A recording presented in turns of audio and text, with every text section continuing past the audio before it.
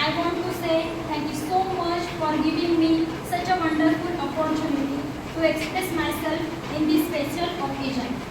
I really delighted to say that I always love to speak whenever the topic or the subject is about Dr. Babasaheb Ambedkar. Because this subject is actually very close to my heart. Bharat Ratna doctor Babasaheb Ambedkar. Bharat Ratna doctor Babasaheb Ambedkar एक ऐसा नाम, एक ऐसा जीवन, एक ऐसा कर्मशील योद्धा जिसकी करुणा ने मानवता का, जिसके विचारों ने इतिहास का और जिसके संकल्प ने वास्तविक अर्थ में वक्त का साचा बदल दिया। एक महिला होने के नाते डॉक्टर बाबासाहेब आंबेडकर के प्रति मेरी प्रतिमा और भी बढ़ जाती है, क्योंकि उन्होंने समाज के विरुद्ध जाकर महिलाओं की शिक्षा, अधिकार, गरिमा और लैंगिक समानता के लिए कठिन संघर्ष किया। डॉक्टर बाबासाहेब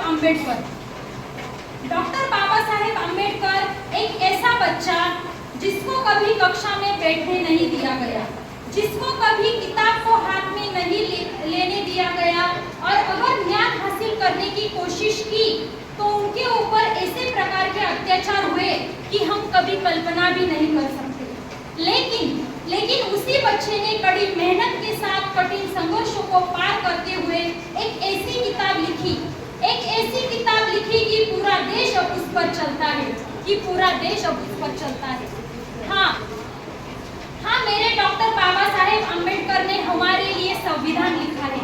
हाँ, मेरे डॉक्टर बाबा साहेब आंबेडकर ने मेरे लिए संविधान लिखा है। और हम क्या कर रहे हैं?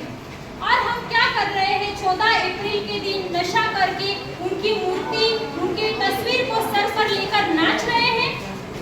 क्या इसके लिए हमारे डॉक्टर बाबा साहेब आंबेडकर ने इतने अन्याय, इतने अत्याचार का सामना किया? क्या यही दिन देखने के लिए उन्होंने खुद के परिवार का त्याग करके विदेश में जाकर दिन रात पढ़ाई की? बाबा साहेब की मूर्ति को सर पर लेकर नाचने की बजाय हम उनकी मूर्ति को अपने हृदय में